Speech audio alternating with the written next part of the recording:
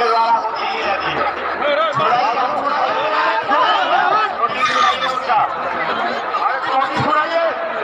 बहुत खतरनाक आदमी है यार।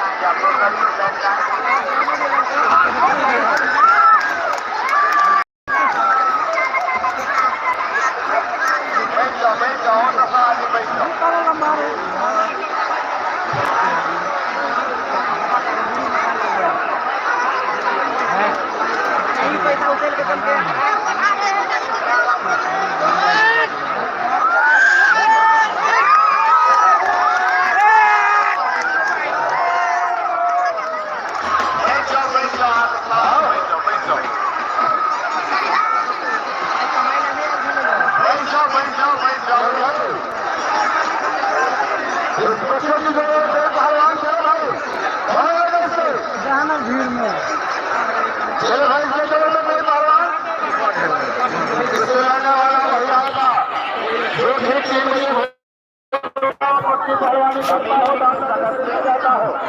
लक्ष्मी सिंह जी, आप भी मेरी आवाज सुन रहे हो तो अखाड़े के नजदीक